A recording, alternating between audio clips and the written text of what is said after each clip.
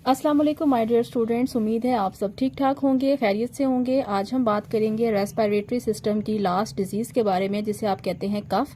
कफ को उर्दू में आप खांसी कहते हैं, या इसके लिए जो दूसरा वर्ड आप यूज़ करते हैं डैट इज़ कॉल्ड ट्यूसिव। सो वो दवाइयाँ जो कि कफ की ट्रीटमेंट के लिए इस्तेमाल की जाती हैं उनको हम कहते हैं एंटी ट्यूसिव ड्रग्स। हमारे पास दो तरह की कफ होती है, एक होती है प्रोडक्टिव कफ, दूसरी हमारे पास आती है नॉन प्रोडक्टिव या अनप्रोडक्टिव कफ। प्रोडक्टिव कफ से मुराद होती है वो कफ जिसके अंदर आपको बलगम फील होता है, that is called productive cough, और उसकी ट्रीटमेंट के लिए हम मेडिकेशन डिफरेंट यूज करते हैं। जबकि वो दवाई जो कि इसके अलावा दूसरी जो टाइप आती है उसको आप कहते हैं नॉन प्रोडक्टिव कफ या अनप्रोडक्टिव कफ। इसको आप ड्राई कफ भी कहते हैं। इसमें आपको खुश्क खांसी होती है, बलगम इसके अंदर नहीं होता, और इसकी ट्रीटमेंट के लिए जो हम ड्रग्स यूज़ करते हैं वो डिफरेंट होती है। बट आपकी बुक के अंदर जो कफ की ट्रीटमेंट है उसको जनरली मेंशन किया गया है, तो हम जनरल ट्रीटमेंट ऑफ कफ के ऊपर जाएंगे। तो सबसे पहले हमें पता ही होना चाहिए कि कफ पैदा कैसे होती है। हमारे पास ब्रेन के 3 पार्ट्स होते हैं, या सेंट्रल नर्वस सिस्टम के 3 पार्ट्स होते हैं, फोर ब्रेन, मिड ब्रेन और हाइंड ब्रेन। हाइंड ब्रेन में हमारे पास फर्दर 2 पार्ट्स होते हैं जिसको आप कहते हैं मेडुला ऑब्लोंगेटा, और सेकंड को आप कहते हैं पोन्स। पोन्स और मेडुला ऑब्लोंगेटा को जब हम कंबाइन पढ़ते हैं तो that is called brain stem. ये वो एरिया होता है जहां पे हमारे पास एक सेंटर मौजूद होता है, उस सेंटर को हम कहते हैं कफ सेंटर। जब किसी भी वजह से, किसी भी इन्फ्लेमेशन की वजह से, किसी भी माइक्रो ऑर्गेनिज्म की वजह से, किसी भी इन्फेक्शन की वजह से ये सेंटर एक्टिवेट होता है तो हमारी बॉडी जो है वो खांसी पैदा करती है। आप में पता ही होना चाहिए कि इस कफ सेंटर को हमने कैसे ट्रीट करना है, कैसे इस कफ सेंटर को हमने ब्लॉक करना है या इसको सप्रेस करना है, इसको डिप्रेस करना है, ताकि खांसी को हम ब्लॉक कर सकें। So brain stem is consist on medulla oblongata and pons. Cough center is present in the brain stem. इसी ब्रेन स्टेम के अंदर हमारे पास कफ सेंटर मौजूद होता है। कफ उस वक्त इंड्यूस होती है जब हमारा ये कफ सेंटर एक्टिवेट होता है। अब हमने वो ड्रग्स पढ़नी है जो कि हम कफ की ट्रीटमेंट में इस्तेमाल करते हैं। तो इसमें आपके पास जो क्लासिफिकेशन आपकी बुक में है वो बहुत थोड़ी मेंशन की गई है। आपकी बुक के अंदर सिर्फ उन ड्रग्स के बारे में जिक्र किया गया है जो कि सेंट्रली एक्ट करती हैं। हमारे पास 2 तरह की ड्रग्स होती हैं जो कि हम कफ के लिए यूज़ करते हैं according to your books.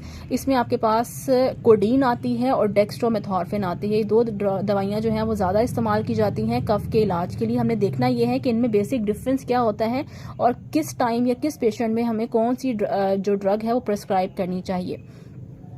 So codeine हो या आपके पास डेक्स्ट्रोमेथॉर्फिन हो, दोनों वो सेंट्रली एक्ट करती हैं, यानी कि आपके सेंट्रल नर्वस सिस्टम के ऊपर इफेक्ट करती हैं, और दोनों की दोनों एंटी ट्यूसिव ड्रग्स हैं। इनकी फार्माकोकाइनेटिक्स जो है वो बहुत सिंपल है, यानी कि आप इनको ओरली लेते हैं, it is well absorb in the body, it is metabolize by the liver and it is excreted through the urine. तो यहाँ पे आपने वो चारों बातें जो है वो ऐड करनी है। अब हम बात करते हैं मोस्ट इंपॉर्टेंट चीज़ जो कि है इसका मैकेनिज्म ऑफ एक्शन, कि what is the mechanism of action of codeine. So codeine आपने फार्माकोग्नोजी में भी पढ़ी थी, जिसमें हमने पढ़ा था कि जो कोडीन है ये आपके पास कोडीन, मॉर्फिन, हीरोइन ये एक प्लांट से हासिल होती हैं। That plant is called opium, या इसको आप पेपावर सोमनीफेरम भी कहते हैं, या इसको आप पॉपी प्लांट भी कहते हैं। और ये ऐसे केमिकल्स हैं जिनमें किसी हद तक नशा या आप कैसे जी एडिक्शन इनके अंदर मौजूद होती है, या आप में नशा पैदा कर सकते हैं। सो हमने वर्ड यूज किया है कि codeine is an opioid medicine. Opioid का मतलब है कि इसके अंदर ओपियम से इसको ड्राइव किया गया है, और इसके अंदर थोड़ा सा नशा जो है वो मौजूद होता है। जब आप इसको खाते हैं, बॉडी के अंदर इनटेक करते हैं, तो ये हमारी बॉडी के अंदर जाके कन्वर्ट हो जाती है मॉर्फिन में, which is an other opioid drug. ठीक हो गया। जब ये मॉर्फिन के अंदर कन्वर्ट होती है तो ये हमारे म्यू ओपियोइड रिसेप्टर के साथ जाके बाइंड करती है। म्यू ओपियोइड रिसेप्टर्स क्या हैं? ये वो रिसेप्टर हैं जो कि हमारे कफ सेंटर में मौजूद होते हैं। सपोज करें ये हमारा ब्रेन है या ब्रेन स्टेम है, इसके अंदर एक सेंटर मौजूद है जिसका नाम है कफ सेंटर। इस कफ सेंटर के ऊपर ये रिसेप्टर्स मौजूद हैं जिनका नाम है म्यू ओपियोइड रिसेप्टर्स। ठीक है, और दूसरे रिसेप्टर्स होते हैं जिनका नाम होता है सिग्मा ओपियोइड रिसेप्टर्स। ठीक है। जब आप कोडीन खाते हैं तो कोडीन हमारे पास बॉडी के अंदर जाके मॉर्फिन में कन्वर्ट होती है, और ये मॉर्फिन फिर इस म्यू ओपियोइड रिसेप्टर के साथ जाके बाइंड होती है, जिसकी वजह से ये म्यू ओपियोइड रिसेप्टर्स को एक्टिवेट कर देती है। जैसे ही ये रिसेप्टर्स एक्टिवेट होते हैं तो एज अ रिजल्ट ये क्या करते हैं, कफ सेंटर को डिप्रेस कर देते हैं या इनहिबिट कर देते हैं। जब कफ सेंटर इनहिबिट हो जाता है तो खांसी जो है वो प्रोड्यूस नहीं होती, लिहाजा ये आपको सिडेटिव इफेक्ट प्रोवाइड करती है, यानी कि आपको सुकून आता है और साथ साथ ये आपको एनाल्जेसिक इफेक्ट भी प्रोवाइड करती है। एनाल्जेसिक का मतलब होता है पेन जो आपका है, दर्द की जो शिद्दत है वो भी क्या हो जाती है, कम हो जाती है। तो ये इसका बड़ा इंपॉर्टेंट यूज़ है कि कोडीन के इस्तेमाल से ना सिर्फ आपकी खांसी ठीक होती है, बल्कि अगर आपको गले में कहीं पे दर्द हो रहा है जिसकी वजह से आपको नींद नहीं आ रही, तो वो मसले भी आपके हल हो जाते हैं। इसको हम इस्तेमाल करते हैं कफ की ट्रीटमेंट में, और इसके साथ साथ हम इसको पेन किलर के तौर पर भी इस्तेमाल करते हैं और सुकून आवर ड्रग के तौर पर भी इस्तेमाल करते हैं। अगर ज़्यादा मसला है पेशेंट का, उसका गला ज़्यादा ख़राब है, उसको नींद भी नहीं आ रही और उसको बहुत ज़्यादा पेन भी हो रहा है, तो हम कोडीन उसको दे सकते हैं। बट कोडीन का ये है कि कोडीन देते हुए आपने थोड़ा सा एहतियात ये करनी है कि आपने उसे इस कोशिश करनी है कि इसको रात के टाइम में दें, क्योंकि अगर आप इसको दिन के टाइम में यूज़ करेंगे तो क्योंकि थोड़ा सा नशा पैदा करती है, थोड़ा सा सुकून पैदा करती है, तो आप ड्राइव नहीं कर सकते, आप प्रॉपर क्लास अटेंड नहीं कर सकते और आपको गनूदगी जो है वो फील होती है। यही वजह है कि हमने इसके एडवर्स इफेक्ट में लिखते हैं कि इससे आपको कॉन्स्टिपेशन भी होती है। कॉन्स्टिपेशन इसलिए कॉन्स्टिपेशन होती है और साथ साथ आपको एडिक्शन होती है। एडिक्शन से मुराद है कि ये क्योंकि नशावर दवा है, इसका ज़्यादा इस्तेमाल जो है वो पेशेंट को आदी कर सकता है इस दवाई के लिए। यही वजह है कि वो लोग जिनको नशा नहीं मिलता वो सम टाइम कफ सिरप्स का भी इस्तेमाल करते हैं ताकि अपने नशे को पूरा कर सकें। तो ये इसका बड़ा इंपॉर्टेंट एडवर्स इफेक्ट है कि इससे आपको एडिक्शन हो जाती है, आदत हो जाती है।